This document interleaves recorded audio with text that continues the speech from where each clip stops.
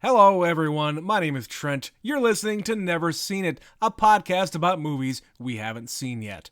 I'm sitting here with the co-host of the day, Betsy is her name. I'm the co-host of the day, and every day. Yeah. Today, Betsy, we are going to do a follow-up on a movie that we did, about a year or so ago. I don't remember if it was last summer or 2 summers ago. Yeah, we did kind of a palate cleanser out of, I think we were watching the Twilight movies or something. Something terrible. Could be. So we chose to watch the original Paddington after that. And as another palate cleanser, away from the Indiana Jones adventures, we're going to do Paddington 2. Of course we are. Of course. It has nothing to do with anything. It's time. Yep. Let's do it. It's July. We've decided there are no series going on this month. We're just going to pick some random movies. So, Betsy, what do you know about the sequel to Paddington? Well, we have not watched Paddington since that first watch. Correct. So I do remember it being really cute, and it was the most Wes Anderson movie that was not made by Wes Anderson. Right. I know the cast should be returning to the best of my knowledge. So Hugh Bonneville and Sally Hawkins as the two parents who adopt him, as it were. And there's a couple of kids. I don't remember what the names of the kids are. They are children with faces and names. Sure. I don't know if it's the same kids or they replace them, because that sometimes happens in movies like this. You know, kids grow up. They do. The one change I do know is that Hugh Grant is the villain in this piece. Right. There's going to be a new villain because Nicole Kidman was vanquished. She was. She was an evil taxidermist. Last time we saw her, she was cleaning up shit. Is that where we left her? Yep. So she's not in this one, to the best of my knowledge. I don't know what Hugh Grant's deal is. I know that somehow Paddington ends up in prison, but a prison where they wear pastel stripes. Okay.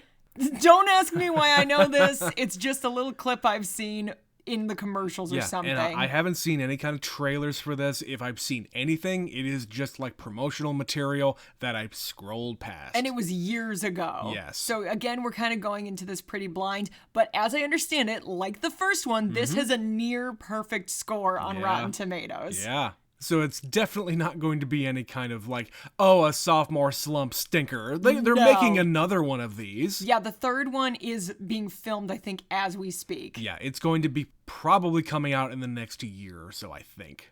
We'll see. I haven't followed the trajectory of the third Paddington movie. Any of them, really. No. We're so late to this party. We're late to every party, Betsy. For the most part, we are. But yes, I expect this to be very charming, very cute, and bringing us back to some of that was in the original one. Yes, very British, very cheeky, and very dry. My kind of humor.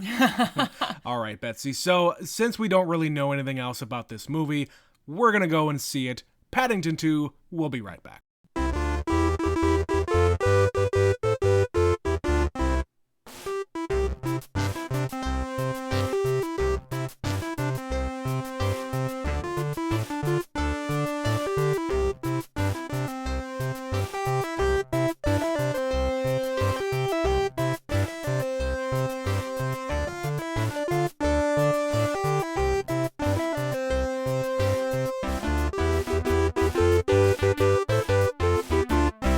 And we're back.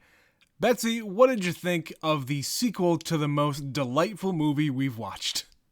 This movie is equally, if not more so, whimsical as fuck.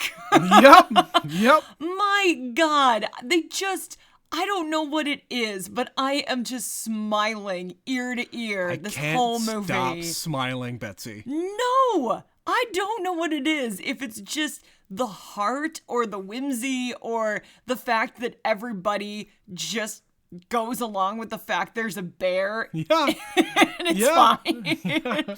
But yeah, this is really charming and funny, just like the last one. I was trying to figure out what the villain's motivation was because I didn't know before we watched it. Yeah. And when they showed up at a fair, I was like, oh God, is he gonna be recruited to work as a circus freak? Yeah, I was so upset. You thought that they were going to steal him away and have him forced to be worked at the circus. But no, it's just, we needed a moment to introduce this character and then get to, oh, well, this is why he cares. There's a pop-up book, and it's full of secrets, and will tell you the secret location of a fortune. It's a treasure map, Betsy. Well, these books exist. There have been a few authors out there that have written these books that if you interpret them correctly, they have hidden a treasure out in the woods. Really? Genuinely. I've never heard of this. Yes, if you look this up, I think there's at least one, if not two, where the author buried like a chest full of gold bricks in the woods. Jesus. Somewhere in the United States. That's like all people know. But if you read the book, there are clues hidden within the book that will lead you to the treasure, and no one has found it yet. Huh. This is 100% real. You should definitely Google this. I don't know the name familiar. of the author. Yeah. So it's really not that surprising that they would find a way to put that into a movie in some capacity. Mm-hmm. The funny part being, of course, we get to the end, we find the treasure, and then it doesn't really get resolved. It's like, did we tell the granddaughter that we could get to the treasure? Like, did we get the book back? The book is no evidence, no? Yeah, the book is reclaimed as evidence, and it probably got ruined by being in the water. Well, no, because that didn't... No, it didn't go in the water. He grabbed it and then... he got it back. Yeah, he got it back. Okay. Hugh Grant's character got it back. Phoenix Buchanan. That's a hell of a name. Well, and of course it's apropos because he is a washed-up actor who's going to rise from the ashes. But at the end of the movie, they just kind of move on.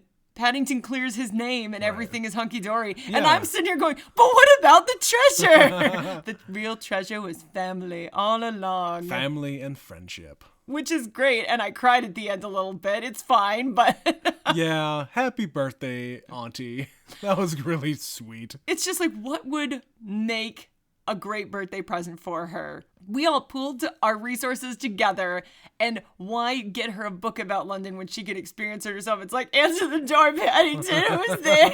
And of course, I kind of knew that was going to happen, but, you know, you have to just let yourself feel those feelings. Sometimes movies like this, even if they are predictable for moments like that, I don't give a fuck because I want it so bad. I don't care either. I want to have that emotional moment with these two. Listen, They haven't seen each other in years. The thing I didn't expect was how the movie begins, because they say in Peru, a few bare years ago, his aunt and uncle are on a bridge, and this little sad baby Paddington bear cub is being washed away in the river and about to go for a waterfall, and he's crying, and I'm like, save the little bear! Save him! Of course they save him. Of course they do, but it's just like, holy shit, I didn't know this is how they got Paddington. And this is mistakenly how he gets a taste for marmalade. Yes.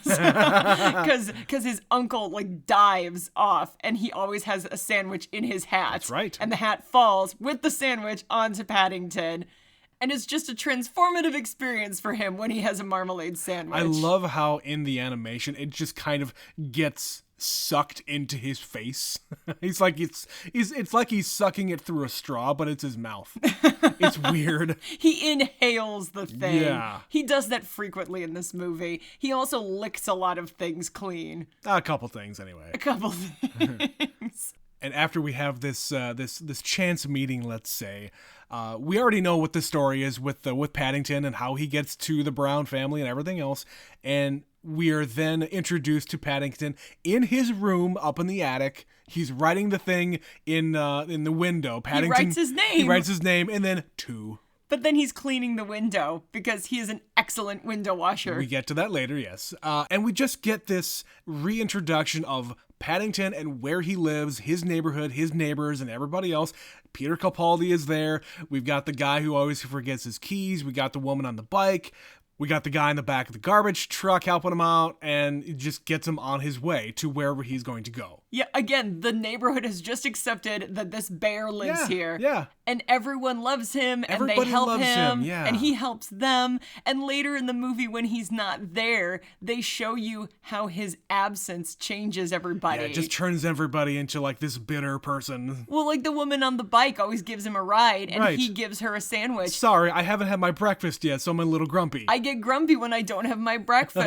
And it's just like a little thing. And then you show the other neighbor getting locked out of his house because he always forgets his keys. Yeah. But then he does other things like the Colonel is this grumpy man, and when he decides to wash windows, he lets the sunshine in, and he makes, so to speak, he makes literally. eyes. He makes eyes with the woman at the newspaper stand, and they fall in love. Of course. All because Paddington was there for him. Yeah. He's literally letting the sunshine into people's lives. And on the opposite spectrum, Peter Capaldi is still there, and he is still his grumpy self, and he is basically the human embodiment of Nextdoor. Are you familiar with Nextdoor? Oh, it's that app where people are just like, I saw a man standing on the street and I don't like it. These young hooligans riding around on their bicycles like it's some kind of thing that's fun. A neighborhood. Right. Public streets. Right. I go, like, there's a homepage that I go to every so often, and it knows where I'm from, so it'll put our towns, just like random public posts from our town from Nextdoor, and it's all that. Like, I had somebody come and throw something on my lawn. I had somebody vandalize a window. Like, why do you need to post that? The website was meant for like suspicious activity and hey, we're having a neighborhood barbecue. Exactly. And stuff that actual neighbors do. Yeah, plan a block party. Like we had that happen once. It was like the couple of months after we moved into this neighborhood. Not since then. And not since then, but it's our fault. It's probably our fault. Probably. Anyway, he is the human embodiment of that. He is the neighborhood Karen. Yeah, he's like, I never liked that bear, and now you all see for yourselves. That's right, you all see. He's the criminal that I always thought he was. Even though he is just the sweetest little thing. He's so naive and unworldly, but he tries. Like, he knows. He listens to his aunt, Lucy, who said, just use your manners and be polite and lead with a good heart and people will follow. Yeah. And it works out for him. And it's so fucking charming. It works out for so many different people as well. He infects everybody with his kindness. He changes people to their very core. Yes. We also get reintroduced to the entire family. Did you recognize the kids? Were they the same actors? It was or not? the same. Was it the same? I didn't recognize them, but I didn't either. I looked it up, and it is the same kids. Okay, good. I like that. Yeah, and it would make sense because they've aged and they're older, and that's fine. Still acting. We're writing it in. Yeah, still acting too. And I would guess they'll be in the next one. I hope so. But they're going to be substantially older, like moving out of the house age. Maybe that's going to be part of the plot there. We can get to our predictions for the next Paddington at the end of the episode. But we also get reintroduced to the family, of course, like I said. The boy, let's just start with them. The boy is way into steam engine trains. He built one himself in his room, and it's not cool. Betsy? Except shut up. He's changed his identity. He's now J-Dog, and trains are not cool. I'm going to put my trains away. I need to be cool by wearing those, like, stupid glasses. They're not sunglasses. They're just frames. Shades. They shade nothing, though. Right. They're just a way to look, quote, cool. Sure. But trains aren't cool, Betsy. Trains are not cool. Yeah, but you know what is cool? A printing press in your basement. Amateur printing pressing. That is such a niche thing. When I say this is like a Wes Anderson thing, I mean it, because everybody has these weird, quirky hobbies or ways of dress. It's just fantastical. And with her, it is actually pulling something from a Simpsons episode where Lisa actually has a local paper, an actual printing press at their house. Why? Because it's Lisa. It's something she would do. And in this movie, it's just, and she discovered a printing press. And they all just go with it and move on with their day. Of course, a giant piece of equipment that is very dangerous. Yeah, you could lose fingers and shit in that. Oh, yeah. Oh, my God. Yes, and Sally Hawkins, the mother, I don't know anybody's names. It's Mr. and Mrs. Brown. I think they just called them Mr. and Mrs. Brown. I'm sure they have names. I'm sure they do, but I don't remember if they use them. They do. Because when Mr. Brown is in Hugh Grant's apartment... Oh, he does use his first name. He calls his first name. Well, anyway, he's Mr. Brown. Anyway, Mrs. Brown is doing her illustration thing, which they have a couple of sequences in this movie that are all like hand-drawn animated of the like pencil drawings. Those were cool. Yeah. I really liked those. Apparently that's a throwback to a 70s version of Paddington. Oh, cool. I don't have the exact context, but I just skimmed past some of the trivia about it, and they said, yeah, this is reminiscent of some Paddington property from 1976. Very cool. And she's also going to swim the English Channel. And when she does it, she has to get there and then turn all the way back around because she forgot her passport. Right. That's fucking great. That's funny. And Mr. Brown, of course, is still working at the insurance agency that he worked at in the first movie, and he is expecting a giant promotion during this intro sequence, and it goes to a much younger man. So he instead has a midlife crisis. He has a midlife crisis. He dyes his hair. He starts going to yoga. And does he do anything else? I can't remember. I think that's about it. But I forgot they have a little sequence where he's like, I'm old. I'm not the man you married. And they did it in the first one. Yeah. He used to be this young, like, wild man. Right. But of course, they don't de-age him. They don't do anything with him. It's just him. They just put a wig on him, give him a stupid mustache, and he acts like a badass. Yes. Bullseye.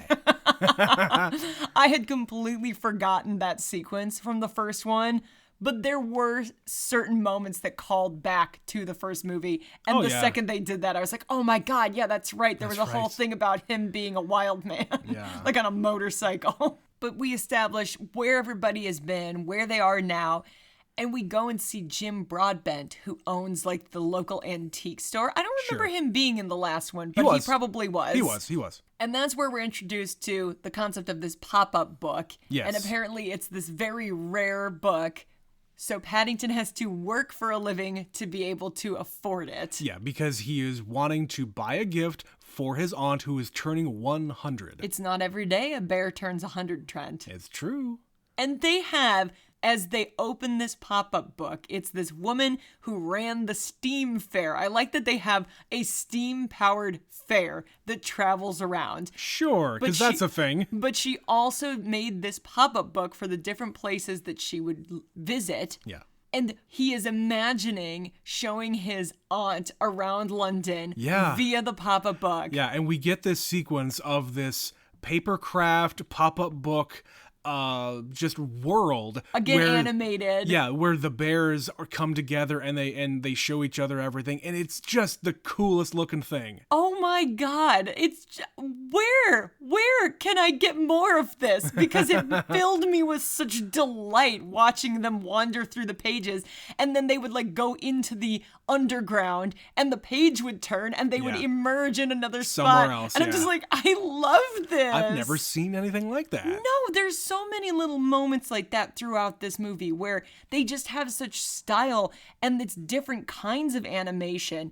There's also a scene when they have a jailbreak. There's a prison break. Right, it's a diorama. It's a diorama. Much like fucking Wes Anderson. We said it again. The whole thing, even like them escaping and when they're zoomed in, not the diorama thing, everything is centered as a Wes Anderson shot would be. And the zooming out and the zooming in. Yeah. But yeah, they kind of open the side of the prison and dive down and crawl through a tunnel. And that's a set somebody had to build.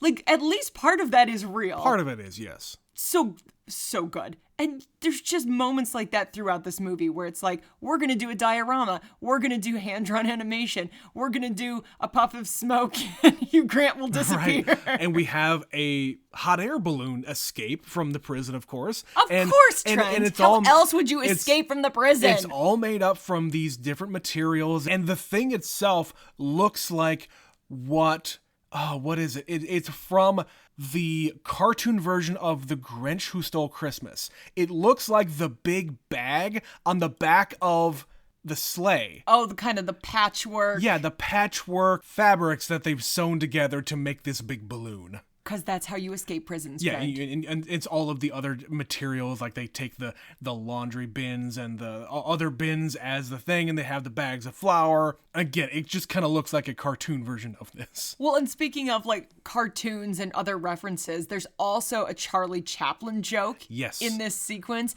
There's a big clock tower, and they send Paddington up, and he gets caught in the gears, and he goes through, and at the end, he literally has to wipe grease off his little nose nose because he has a little grease mustache. This is directly from Modern Times, where Charlie Chaplin is working on a big machine. And Modern Times. Yes, and he gets caught in the gears, and they recreated it in this movie. Yes. And it's just like, I love the choice to do that for the core demographic of this film, probably never having heard of who Charlie Chaplin is. Of course not, because it's a blink and you miss it joke for the people who actually know what it is. But for, a kid, the bear got some grease on his face and he has to wipe it off. He went through the gears. That's funny. But you know what? For somebody like me who doesn't know anything about Charlie Chaplin, it looks like a Hitler mustache. Well, because it is. Hitler stole that. Charlie Chaplin predated him significantly. It's true. I know that they wouldn't do that intentionally, except for that joke. But that is actually one of the things I really appreciate about this is the lengths to which they are hiding jokes in plain sight the entire movie. Anytime there's like writing in the background, there's a joke buried there. Yes. So like in their kitchen, when they realize it's Phoenix who is the villain, there is a to-do list on the wall and it just says to do 1. Free Paddington. Yes. That's the whole thing. Well, they did it in the first movie, too. Like, it was all, like, very literal jokes that is just in front of you. There's no subtext to it. It's just, hey, here's the joke. When they're reading newspapers in particular, that happens a lot. When they're in the prison and Knuckles is reading the paper, there's something about a get-out-of-jail-free card. Yeah, in the paper called The Hard Times, which is great. It's also a play on High Times magazine. About weed. Yeah. But yeah, there's a joke that says, the get-out-of-jail-free card is not legally binding, judge says. Right. Judge rules. Right. Then there's another one that says something to the effect of, there's laundering, like money laundering. Yeah, money laundering. And they're going to be ironing out a deal. Mm-hmm. But yeah, there's so many of those jokes just sprinkled throughout the movie. Yeah. And I kind of want to watch the whole thing again, and the first one, just looking at the background, because those are the things that tickle me the most about these movies. Yeah. And that's really what's unique about these movies in general. It's the set pieces that they construct. And soon after we get past the idea that Paddington wants to get a job and wants to earn money so that he can pay for this £1,000, I would say it's a £1,000 book. They were a little vague on the concept. We just know it's really expensive and he needs to get a job. Correct. And the first thing that he goes and does is gets a job probably just cleaning up hair. Sweeping the floor. At a barber shop. Sure. Yeah. So his first day on the job, of course, because of course. It's always the first day. Yeah. Shenanigans ensue. We get an old guy with white hair walking in, says, I just need a nice little trim up. But he does it in such a way that he's like, do it. He's very demanding. I don't care who you are. The barber had just walked out, and Paddington does what he's supposed to do. Say, no, I'm not supposed to do that. I don't know what I'm doing. Well, go ahead and do it anyway. I just clean up. That's all I want is a cleanup. That's just all I want. So, of course, the guy falls asleep in the chair while Paddington is trying to figure out what to do. He thinks he can probably figure it out, but what is it? The first thing that he picks up is the electric razor? The clippers. The trimmer? Yeah, the electric clippers. Yeah. And he's just vibrating around the room. He just kind of, it almost slips out of his hand. Then he gets a hold of it. He's hanging on really tight, and he just is literally vibrating around the room. Like a little jackhammer. Right. And yeah, the same kind of thing that happens in the first movie in the bathroom with him happens here, where it just gets all wrecked, and the end result is him shaving a skunk stripe in the back of his head. And then trying to reattach the hair with marmalade. Right. Yeah. The way one does. It's the childlike philosophy. Like, I can figure this out. What's sticky that I can use to paste this back on? Yeah, and when he finishes, he's like, that is better than I expected it to be. Right. Right after that, of course, he asks Mr. Brunt, have you ever been fired? Because you know what happens. Yeah, he got fired, and instead he decides to take up window washing. Right. Which actually goes pretty well. This is almost an insane version of this. It's an extreme version of him actually being successful as a window washer, where he is doing the high rises in London as a bear.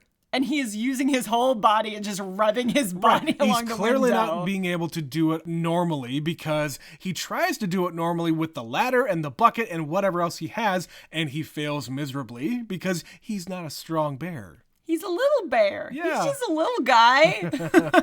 Yeah. What did you think of the fact that when he was on the high rise, there's a band with him, and the band, are they real? Are they a hallucination? Because they show up in the prison later too. Right. I don't know what to think about that. I don't know. Or it's just more whimsy and enjoy yourselves. I feel like you shouldn't question it, Betsy. All right, then. I'm going to move on from the bear. Yeah, so he does a good job. He's saving up his money. We can see the giant thing of change, which of course he's just getting paid in change. Yeah, in coins. Right? Shiny coins. Yeah, he does the thing in his neighborhood. He cleans the dirty window of the Colonel, and love blossoms over there. Peter Capaldi is being an asshole. And he gets all the way to the day before he's going to have enough money. He has one more day of work in order to have that 1,000 currency. Or whatever the money value Whatever is. the equivalent is. But this is, of course, the night where the shop gets robbed. By a strange-looking man. A shadowy figure with a beard and a hat, and yeah. And he runs in, he steals the book, Paddington tries to stop him, but he gets away. Yeah, and we have this long sequence of him riding this mangy dog that is the neighborhood mutt. Yeah, for some reason, there is an Irish wolfhound just hanging out in an alley. Sure. And Paddington is friends with him, and he just rides him as he is chasing him through London. Through the neighborhood, anyway. I don't know how far they actually go. It doesn't matter. But there's also the sequence of him jumping on these boats in the river and... Riding a goose. And a swan. Whatever I think it's a goose. Do they have geese in London? I have no idea. In parks, they might. Sure. But this is, of course, what Paddington doesn't know. It's actually secretly the actor Phoenix Buchanan, who he met at the Steam Fair. Right. And revealed to him his plan to buy this book. Exactly. And of course, we have the introduction of the villain early on in the movie, where he's just this, down on his luck actor. He used to be the biggest thing on the West End, but he's a diva. And now he sells dog food. He sure He does dog food commercials, which we see the commercial later on. Man, that is such a 1960s. It made me think of in the cartoon version of 101 Dalmatians. Yes. Where they're like, you know, what the dog food in that, they have like a little dude doing Canine a voiceover. Crunchies. Yeah, Canine Crunchies. And there's like a jingle and a little branding at the end. That's what that made me think of. It does. And of course, Hugh Grant is just game for whatever in this movie. He has come out and said this is his favorite movie he ever made. I wouldn't doubt that. He is a fucking delight in this. He is 100% committed to, I am the greatest actor in the world, even though I'm terrible. Yeah. And he's doing 12 different voices. He's in a million different costumes. Yep. He just keeps talking about how he is the greatest actor who has ever lived. Mm-hmm. And he's going to find this book because his grandfather was in this fair. This traveling fair. With the woman who made the book, right. And he knows the secret of the book. So he's going to find the book. And he knows that there's this treasure out there. He's going to find the book, find the clues, find the treasure, and he's going to use it to produce his one-man show. Yeah, the funding is about ready to come through. What a fucking stupid thing to do with that kind of money. Yeah, how did he get famous and rich prior to this? I have no idea. Well, his agent talks about it where she says he's actually a really good actor. He's just got a problem. He doesn't work well with other actors. Ah, okay. He's just got a big head about him. He's a big diva. All right. And people stopped hiring him because they know he's got an attitude. I see. It's all about him. Is that a commentary on Hugh Grant and the fact that we have barely seen him at all? What do you mean, in real life? Yeah. Oh, no, he's been working consistently for years. I mean, the last thing we saw him in was the sequel to Knives Out for one scene. Okay, well, that's what we saw him in. But he has made other projects. He actually made a TV show with Ben Whishaw. Okay. That's based on a real story. It's a very British scandal where... I've heard of this. Yeah, so in the 70s or 80s, I'm not exactly sure when, he is a politician who is in a homosexual relationship at a time that this was still very taboo, and his lover like comes out and says, this is what was happening, and tries to take him down, and of course he denies it. It's a whole scandal, and I think there may be murder. I don't know. I haven't watched it yet. Okay. But I understand it's one of the better things that Hugh Grant has ever done because it's completely different for him. Yeah, and that's the thing about Hugh Grant. Not to just talk about Hugh Grant a bunch. I don't think I've really seen too much from him. And the stuff that we as Americans know him for is all of the romantic comedies where he's just this buffoon of a British man. He's so charmingly befuddled. That's the thing. I wanted to see him as an actor. He has done acting. Yeah. He really has. I think people just forget. They easily overlook all the other work he did in the 90s. Yeah. And they group him in with this small list of actors who only does rom-coms. Sure. There's a reason he stopped doing rom-coms. He got really fucking sick of being the rom-com guy. The person that comes to mind when we're talking this way, Matthew McConaughey.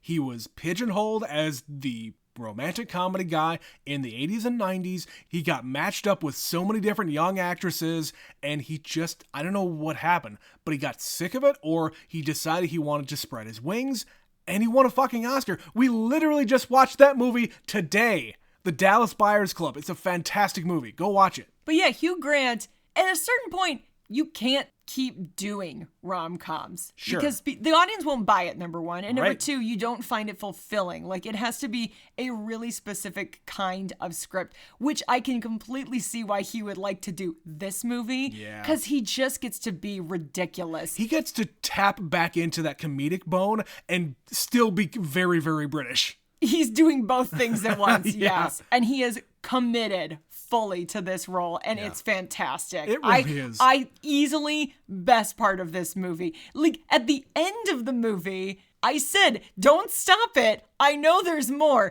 because I knew there were pink uniforms. Yeah, you said something about that. And I knew this because there was a fucking musical number. He produces his one-man show in prison. Yeah. And he has fucking tap shoes, and all of the other prisoners are his backup dancers, and there's pastel umbrellas, and he sings and he dances, and it's just insane. It's the greatest way to end this movie. It doesn't make any sense, No. and I don't care.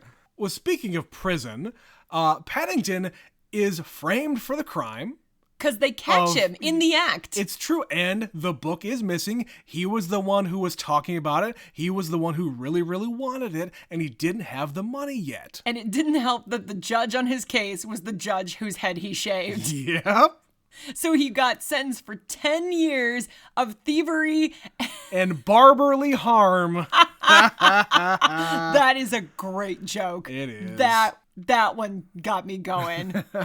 Yes, 10 years, really 10 years. 10 years. For grand theft, it's $1,000. And there's also no evidence. All they have him leaving the scene of the crime, but the Right. actual item that is stolen isn't in his possession. Right, and the only evidence they have is somebody saying, well, somebody saw that this person did a sketch of a person leaving the crime, and it's Hugh Grant as the witness that didn't see the other person. But so because there wasn't another person there, clearly he's guilty. So I think what happened here is where he disappeared, where the puff of smoke was right in front of his house. I think if we went back and looked, that's how he was able to disappear. Okay. And so they ask him as a witness because he's the only one who could have seen this man. Because it happened right in front. And technically, he didn't lie on the stand. They're like, did It's you true. see this man? And he said, no, I can't say I didn't. There were no mirrors out there. No, he didn't see the man because he was the man. Indeed. But yes, he got sentenced to prison,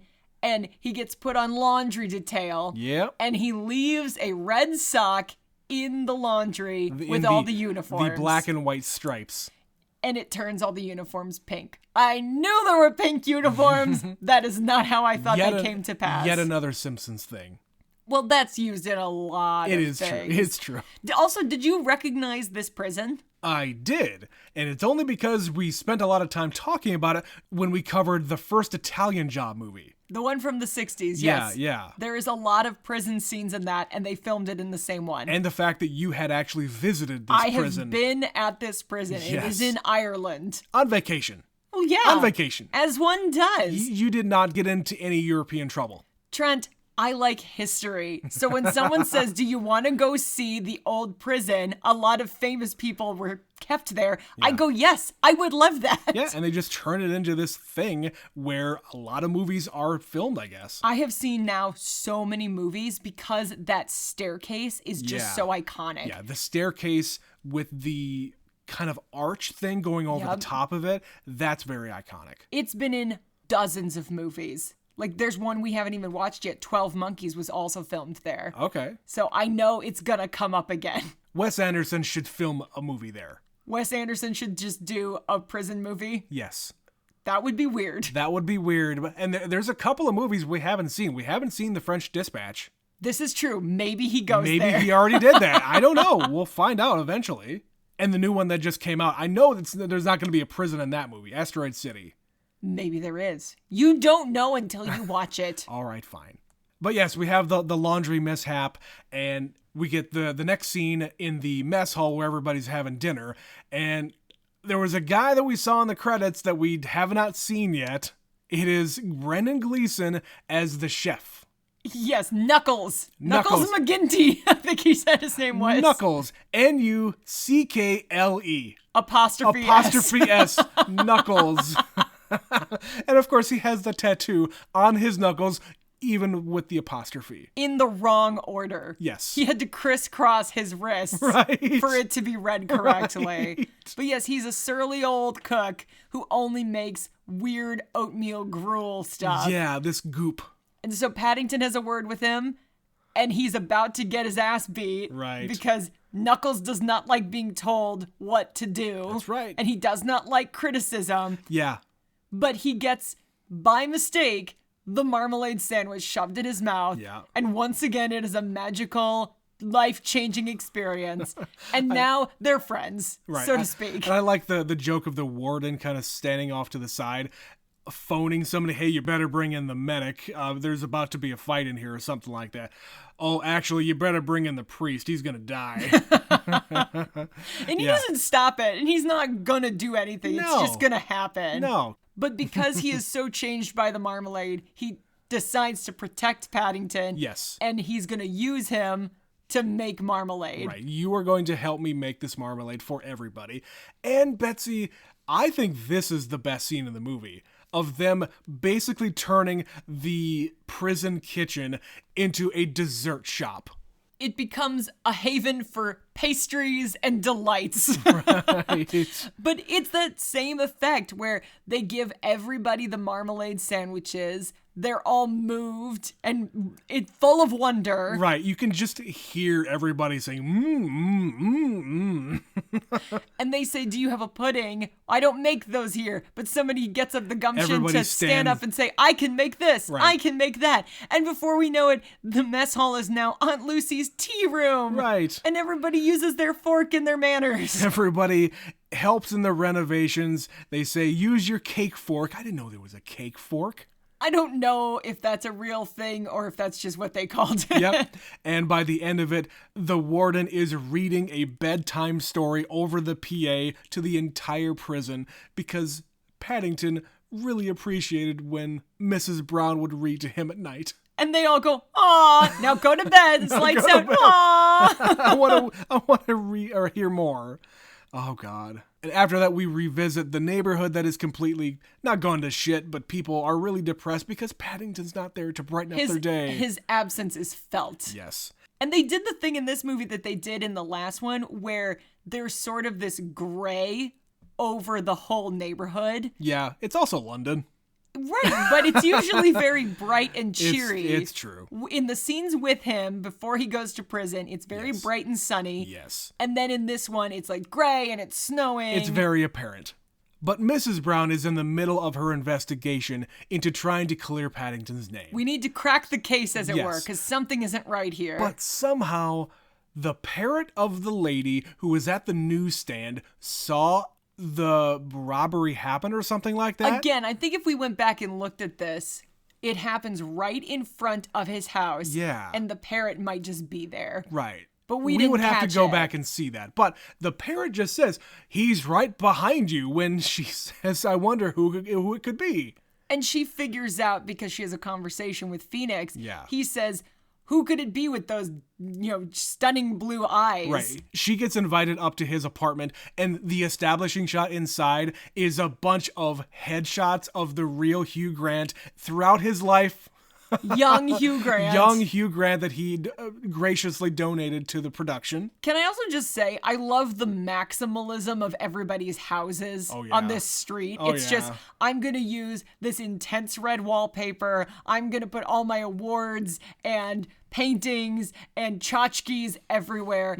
I wish I were brave enough, Trent. No, we are not. I love crazy wallpaper like that, where it's just very vibrant and it's a statement. I just don't think I'm brave enough to go down the wallpaper road.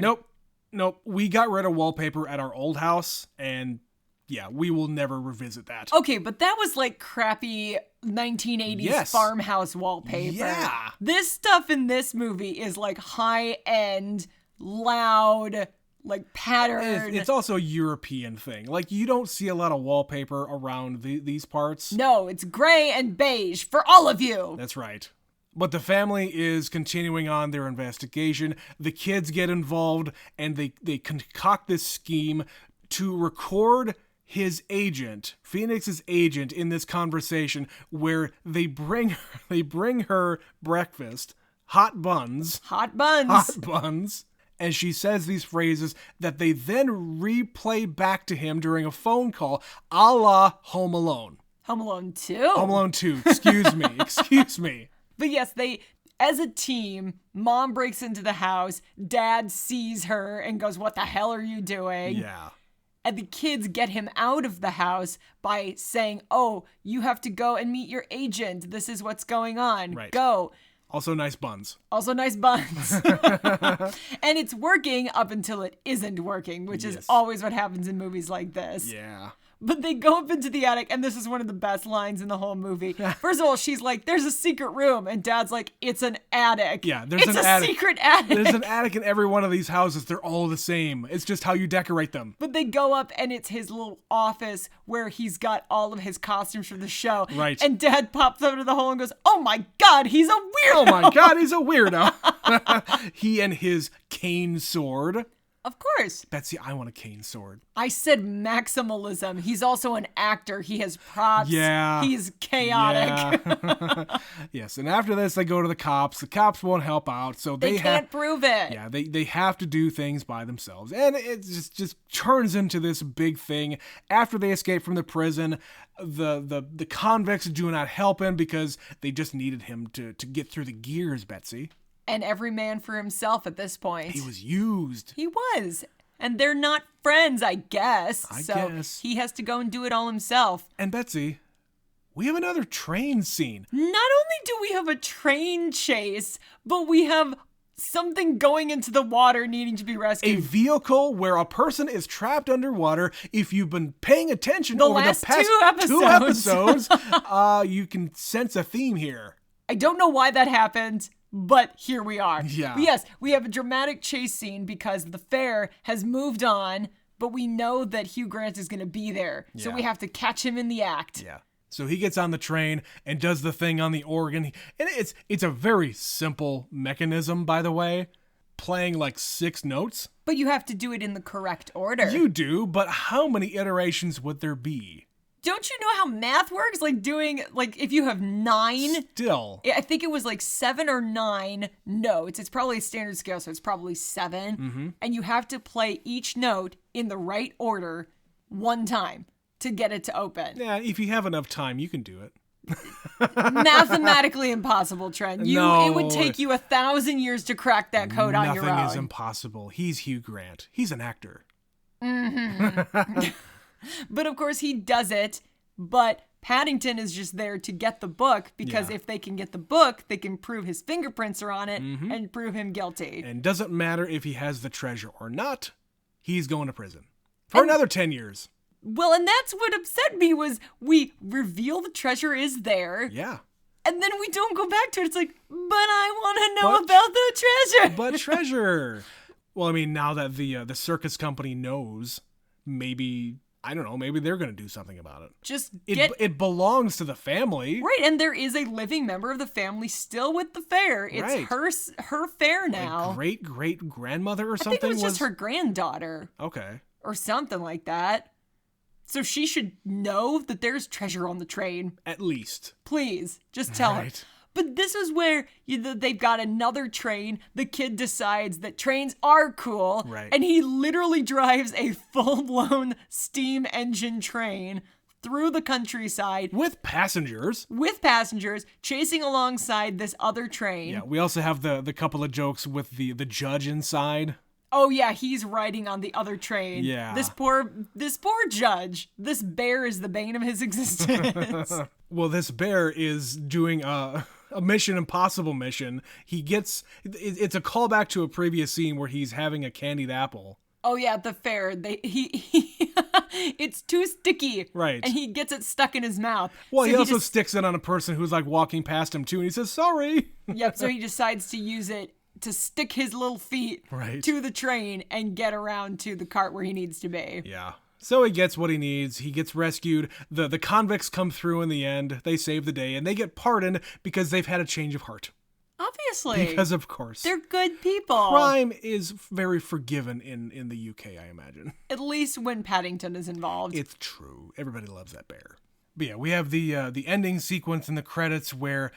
does he make his own book, his own like pop-up book where it just kind of explains everything? Or that's a scrapbook, I think he made a scrapbook with his aunt. Yeah, like that's all the right. Visits with his aunt. That's right, because she shows up and they go on their adventures. It also explains what happens to everybody else. Yeah, so trains are cool again, and her newspaper is really successful, and these Mom guys, swims the channel. Yeah, and these guys got pardoned, and the dad actually does get a promotion at the very end. And yeah, Knuckles opens a tea room called Knuckles Sandwich. Knuckles Sandwich. Uh-huh. But after all that, we get the musical number, and you already saw all that stuff. We don't need to go through it all. But yeah, Betsy, Again, this movie is delightful. These characters are delightful. I can't stop smiling even while talking about the movie. But yeah, even watching it, it's just, I can't help myself. This is a movie that if you don't love it, I don't understand you. How can you not? It's just cheeky and cute, and I love it. Yeah. But I guess we're going to have to wait. I have no idea when the next one's coming out. I want to see 3 because, damn it, I've had such a good time watching these first 2. It's making me giddy. And I don't care if if this is a family movie or meant for kids or anything. These movies are awesome. I've had such a good time. Me too. So, all right. That's where we're going to leave Paddington 2 for now. If you would like to tell us what you thought about the first one, the second one, all of them together, or if you have inside info as to when the third one's going to come out, email us, neverseenitpod@gmail.com. Since we've been kind of hot and heavy on our series, we've been holding on to a couple of comments and emails that we've got over the past month or so that we're going to read to you now. Because we gotta do some cleanup here. Yes, we've been deep in a series, and then we've got a lot of other responses from stuff that didn't quite fit. Yeah. So now is the time. So we got a comment on Instagram from one of our listeners, Blake. We read one of his emails or comments on Temple of Doom. Yeah, and we asked for some clarification on something. About specifically the movie Sneakers. Yeah. So he gave us some clarification. He said, coming back to comment after listening to the Temple of Doom episode. My enjoyment of Sneakers is based on watching movie stars from different eras come together for a big, fun studio caper. You had the old guard with Redford and Poitier from the 60s and 70s, along with arguably the generation's rising star in River Phoenix. Thinking about where Phoenix would be now haunts me as a cinephile. Yeah. Throw in a really fun score, some excellent character actors who understood the assignment, and the rising filmmaker star in Robinson, who somehow went nowhere after this. And you have a recipe for a big fun early 90s studio flick. Okay. We asked for clarification as to, why do people love the movie Sneakers? Because we had no context. We enjoyed the movie. We had a bunch of people reach out though and say it was one they really loved. Sneakers fucking slaps, and this is one of my favorite movies. Jesus, okay. Just explain why, because we just didn't get that love out of it. Yeah, so I appreciate the feedback because Yeah. maybe it's something we just need to watch again. Yeah, thanks, Blake. So anytime we have a difference of opinion, maybe you really hate something that we like, tell us. We don't care. We want to know. Yeah. That's why we're here. Yes. And we also got another email about the movie Drop Dead Gorgeous a while back. We still had one more from the big batch. We're saving up this one. So this one comes in from Betsy's sister, Katie. Hello, sister. Hi, Katie. She says, Dear Betsy and Trent, I can't tell you how happy I was that you watched Drop Dead Gorgeous. It is probably the most smartest, that is in bold italics, most smartest review you have done to date. Well, thank you. Like you, I just love Allison Janney, especially in comedic roles like this one. 1999 was a huge year for her breaking out of Hollywood. Besides this, she was also in 10 Things I Hate About You, the English teacher who was writing a romance novel in her spare time. You might not realize that The West Wing also debuted in fall of 1999, and Janney played the White House press secretary C.J. Craig. That role was great for her, but didn't offer many slapstick joke moments. Anyway, she's awesome. She is. Yeah. There's a theme here, Trent. Indeed, Allison Janney is awesome. And Betsy, I've never seen The West Wing. Neither have I. And The West Wing should be something that I would love. Remember you and I started it once? We did. I think we got through about 3 episodes. And I think maybe the reason why I don't go back to it is because I like political things. I like just politics in general. But the politics of the late 90s are very, very, very different than what they are right now. Correct. And maybe it would be like a breath of fresh air for me to revisit that. I don't know. That era of politics? I don't know anything about it. Yeah, I know enough about it it's Aaron Sorkin. You and I have watched The Newsroom, his other series on HBO, many times. That only was out for like 2.5 seasons. I like that you include me in this, but usually I'm only there by proxy. Yeah, you're also there. Back to the email. I loved your review of all of the crazy antics happening in this movie, but I felt like my favorite line was missed. Betsy may recall that often we repeated this line about, quote, doing that birth now, end quote, in reference to plastic surgery, possibly a boob job. It is a great one. Okay, Katie, I hate to break this to you. Yeah. I did remember, they're doing that at birth now. Yeah. But it's not actually in the movie. It's in the trailer and it got cut. It's just in the trailer, Katie. Yeah. We looked this up. Because I was also wondering, why do I know that line? I know it's from this movie. Why isn't it in the movie? Because it didn't make the final cut. Mm-hmm. So you should go back and check it out, because I'm going to guess you didn't watch the movie before you sent this email. Back to the email. Finally, I think Betsy may not realize that we have a personal connection to this movie, albeit very minor. The hotel that they stay at was in real life the 4 Points Sheridan Hotel at the Midway neighborhood of St. Paul. When we were kids, we stayed at that hotel one time. What? I remember the atrium area that is featured in the movie. I'm pretty sure it was the pool area, and that is certainly where we would have spent all of our time while we were there. No, I have no recollection of this, but I'm also 2 years younger than my sister, so I don't know how I would. Give you the benefit of the doubt. I believe you. That kind of blows my mind. She says, anyway, gotta run. It's that time of day where I have coffee and bars. Betsy's better at the Minnesota accent than I am, but you nailed it, Trent. I can do it sometimes. Coffee and bars. Katie from Saratoga Springs. P.S. Oh, by the way, this is prescient. P.S. Trent, how on this earth, as an 80s child, have you not seen the Indiana Jones movies? Well, Katie, I got some news for you. By the time we recorded this episode... This email came in on June 6th, so it's a little late. It's a little late, but in the time in between, Trent has now seen all 5 Indiana Jones movies. So he may even be ahead of you. That's right. Depending on if you went to the movie on opening weekend. Send us an email about Dial of Destiny. To do that, the email address again is neverseenitpod@gmail.com. We're on all the social media sites except for all the ones with video because you don't get to see our lovely faces. I do have a lovely face. You also have a lovely face. We just don't want to share our lovely faces. Not all the time. It's too much for the people. Yeah, it's too much. You can't handle We're it. too beautiful. Yes. Twitter, Instagram, and that other one, Facebook. We're always on that stuff. Betsy's usually the one doing all the social media stuff, so bug her. Thank you. All right. If you would like to support the show, you can also click the link in the podcast description at the top of every single episode. We have a link to take you over to Spotify where you can throw us $1 on that platform. If you can't do that, what we ask is that you go into your podcast app of choice and rate us 5 stars on whatever that happens to be. But if you are willing and able and want to make us happy, go to Spotify, subscribe to us over there, and listen to a couple episodes over there. Go back and listen to our very first one or a random one in the middle. I don't care. Just use Spotify at least a little bit. If you do all of those things, we may show you our faces. Maybe. What? That'd be crazy. I have to Betsy. throw the people a bone. Wow. I have to give them something, Trent. Wow. I wasn't prepared for this at all. Well, I've committed now. So the only way I can get out of this is by ending the episode and not taking it out of the podcast. That's right. when I'm editing it.